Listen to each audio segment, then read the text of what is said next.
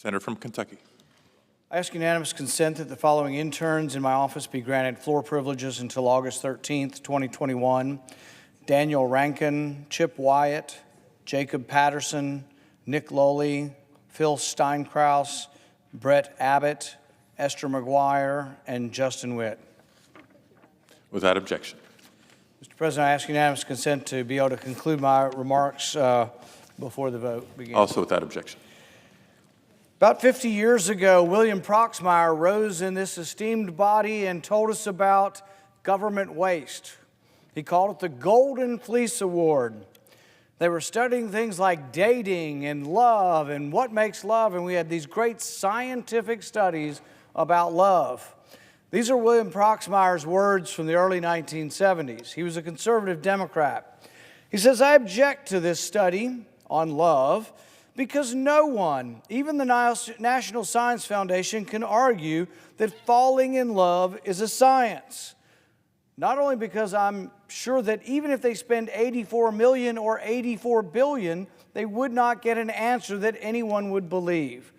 I'm also against this study on love because I don't want the answer. I believe that 200 million other Americans want to leave some things in life a mystery. And right on top of the things that we don't need to know is why a man falls in love with a woman or vice versa." Stirring words, the Golden Fleece Award. I remember as a kid, everybody talked about it. It was in the newspapers. So what have we done to curb the wasteful appetite, the abuse of government that happens at the National Science Foundation since 1972? Not a damn thing. Here's one of my other favorites from William Proxmire's days. The FAA was named for spending $57,000 on a study of the physical measurements of 432 airline stewardesses. These included the distance from knee to knee while sitting and the length of the buttocks. $58,000, this was your government money at being put to good use. So fast forward, and we spend about $8 billion a year with the National Science Foundation. Is it getting any better? Are they doing a better job at overseeing their money?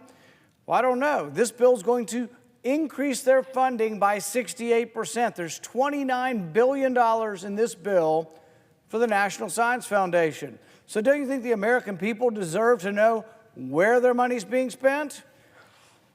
This one's from their sister agency, the NIH, but we can't get started without talking about it. This is over $800,000 to study whether or not Japanese quail are more sexually promiscuous on cocaine. I'm not making this up. $800,000 of taxpayer money to study whether Japanese quail are more sexually promiscuous on cocaine. You think we could have just polled the audience? You think we could have just said, what do you think? Because that's sort of the answer. The answer is yes. And yet your government spent $800 grand on that. And then when we pointed it out 5 years ago, did they do anything to reform it? No, they're here today to give the agencies that are doing this research more money. Another one that I think is quite revealing is this study is about Panamanian male frog calls. So they have about $500,000, and they wanted to know whether or not the male mating call is different in the country than it is in the city. Now, coming from a rural state like Kentucky, I can tell you the male mating call is different in the country than it is in the city.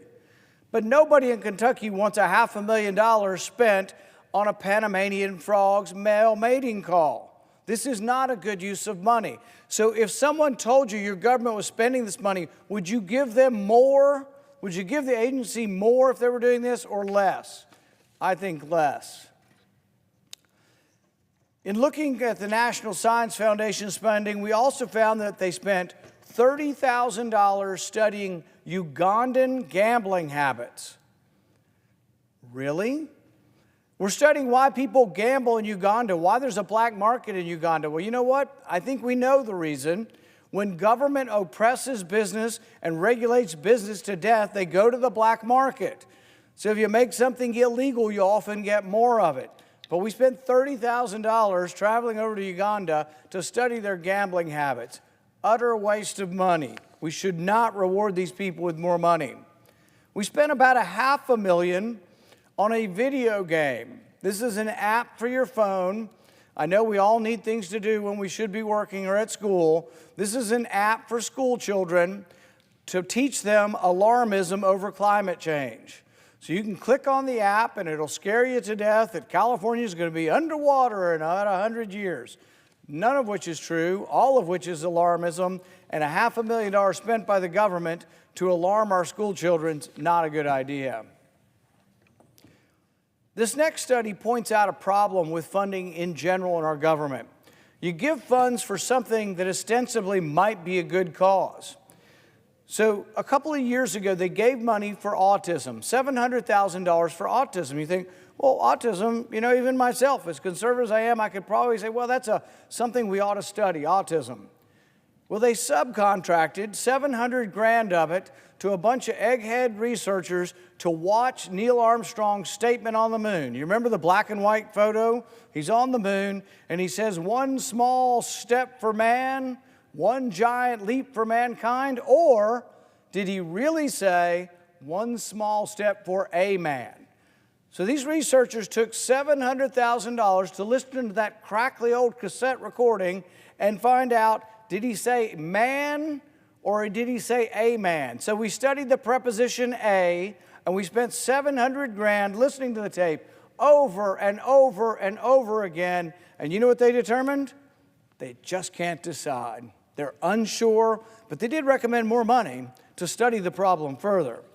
This is insulting to the American taxpayer. We should not be giving these people more money. We should be giving them dramatically less money. But it also points out one of the reforms that I have proposed for this agency. One of the problems with the National Science Foundation is if I want to do research on Japanese quail snorting cocaine, guess what? I can ask for the same people that are studying snorting cocaine in animals. I can ask them to be on my peer committee. I can choose the people on my peer committee. So if I want to study animals snorting cocaine, I pick other researchers who are studying animals snorting cocaine. Guess what? They tend to say yes. If they say yes, the science gets on the next peer commission, and he says or she says yes for their snorting cocaine research. This is crazy. We should not let these so-called scientists pick who's on their committee. Not only that, I think we ought to have a taxpayer advocate. Could we not have just someone with a good dose of common sense that says we shouldn't take autism money, steal it, and spend it on a bunch of idiots listening to what Neil Armstrong said when he landed on the moon? So that is part of the reform that we should have. One of my other all-time favorites from the National Science Foundation, this kind of goes back to William Proxmire and love and happiness. They wanted to know if you take a selfie of yourself while smiling and you look at it later in the day, will that make you happy? Really? That's $500,000. I don't think we need a scientist to say that that's BS and the government's got no business doing this kind of research. I don't even know how you can even call this research with a straight face, but it goes on, year on, year on. And you think we've been complaining about this since 1972. You think maybe we'd have less of it. We're giving them more money. So we're now increasing their budget by 68% despite this kind of research. The last one I have is this. We spent $1.3 million on insect ranching. This is money that was sent to study whether or not we could put insects into animal feed. We spent another $3 million, though, wanting to know if humans would eat ants to prevent climate change. What will you do, America, to combat climate change? Will you eat ants to combat climate change? That was a study. This is not science. This is ridiculous in nature. And actually, I lied. I've got one more example. We spent $1.5 million studying lizards on a treadmill. So I know you've all been curious, when lizards walk and they kind of waddle and they have a funny walk, why do they walk that way? What's going on in their knee joints? What do their hip joints look like when they waddle across the lawn? Everybody wants to know that, but are you willing to spend $1.5 million of your taxpayer dollars to take x-rays, live, real-time x-rays of a lizard walking on a treadmill? I tend to think, maybe Alzheimer's research, maybe cancer research, maybe heart research, but spending good, hard cash on x-rays of a lizard on a treadmill do not strike me as the most pressing concerns of government. So, Mr. President, I would argue that instead of increasing their money, we should be decreasing their money. We also need to have oversight on where our money is being spent. There's a great deal of circumstantial evidence now that NIH money went to the Wuhan Virology Institute. There's a great deal of evidence, at least suggesting that the pandemic may have started there. We don't know for certain. I'm not saying that it did, but there is evidence now that suggests that it might have. Number one, there is no animal host for COVID-19. We have not found, of the thousands of animals we tested in the wet market, none of them had COVID-19. When you take COVID-19 and you try to infect bats, which is where most coronavirus come from, what do you discover? You discover that COVID-19 is actually not very well infected in bats. The bats don't catch it very easily. It seems as if COVID-19 is most adapted for humans. But if it came from animals, shouldn't there be an animal host that is readily infected by this? The other evidence we have in the last couple of days is confirmation that 3 individuals at the Wuhan Institute got sick in November of last year, sick enough to be in the hospital from a virus that was previously undisclosed. They worked in the Wuhan Institute. We're told this came from the wet market lab, from exotic animals, but not one animal tested positive for the virus. So we have an amendment we're hoping that will be adopted by this body that says gain-of-function research, as defined by the NIH in 2014, will not be permitted in China. We will not fund it with American dollars. But it's like so much waste in government, I think there's no reason to be sending any money to China for research. They're a rich country. For goodness sakes, we're worried about them outcompeting us, stealing our intellectual property, and then we send them millions of dollars to do research. Why don't they spend their own money? And do we trust them enough? Are they open enough to tell us what's going on in the lab that we want to give them money? I think without question they have not shown this. And now we're finding out that people were sick in the lab in November. No more money should flow to China for research on gain of function, which means increasing the virulence or pathogenicity or the transmissibility of COVID virus to humans.